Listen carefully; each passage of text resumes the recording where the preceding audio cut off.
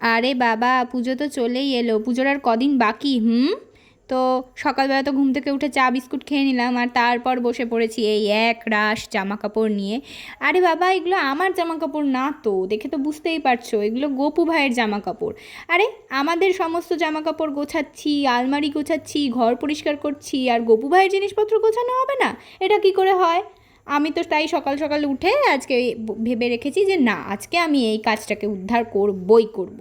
তো চলো তোমরাও দেখো আমার সাথে।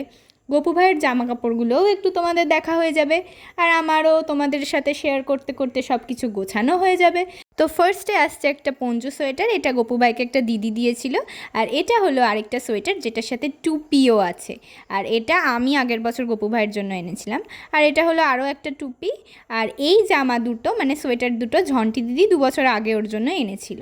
আর এই হলো একটা সুন্দর কিউট অরেঞ্জ কালারের জামা। আর এইটা হলো একটা পঞ্চু জামা যেটা আমার দিদা ওকে বানিয়ে দিয়েছিল। আর এই পঞ্চুটা ছোট পিসি ওকে বানিয়ে দিয়েছিল। আর এটা হলো একটা সেট, এটা হলো প্রথমে জামা আর তার সাথে একটা টুপির সেট। এই জামা আর টুপির সেটটা পলিমাসি দিয়েছিল গপু ভাইকে। আর তারপরে হচ্ছে এই জামাটার সাথে এই টুপিটা ছিল, যেটা আমি প্রথমে খুঁজে পাইনি তাই দেখাতে পারিনি। আর এটা হলো একটা চাদর, এটাও ছোট পিসি দিয়েছিল। আর এটা এই কুরুচের কাজ করা এই চাদরটা আমার দিদা বানিয়ে দিয়েছিল ওকে। আর এটা হচ্ছে পাশের বাড়ির একটা বৌদি দিয়েছিল এই ফ্রক টাইপের সোয়েটারটা। আর এই চাদরটাও কবে কেনা আমার মনে নেই। আর এই টুপিটা এটাও ছোট পিসি দিয়েছিল ওকে একবার। আর এইটা হলো আরেকটা ফ্রক জামা, যেটা হচ্ছে মানে সোয়েটার আর কি, যেটা ওই পাশের বাড়ির বৌদিই দিয়েছে। মানে ও বাচ্চাদের মতো জামা কাপড় পায়। আর এটা হলো একটা বউ টুপি, এটা আমার দিদা ওকে বানিয়ে দিয়েছিল। আর এরপর চলে আসছে দুটো ব্ল্যাঙ্কেট। এটা হচ্ছে একটা খুব সুন্দর একটা ব্ল্যাঙ্কেট। আর এই দেখো, এই ব্ল্যাঙ্কেটটা হচ্ছে ওই জামাটার সাথে ম্যাচিং না, অরেঞ্জ জামাটা। আর এটা হচ্ছে আমার দিদা ওকে একবার বানিয়ে দিয়েছিল, একটু বড় কিন্তু খুব সুন্দর।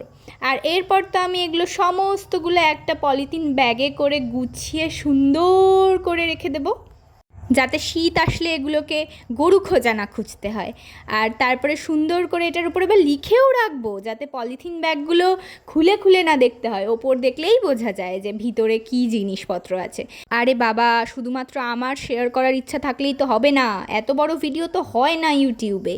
তো গোপালের অন্যান্য জামা অর্গানাইজের ভিডিও আমি খুব তাড়াতাড়ি চ্যানেলে আপলোড করব। তোমরা যদি দেখতে চাও তাহলে চ্যানেলটাকে কি করতে হবে? সাবস্ক্রাইব। আজকের জন্য টাটা।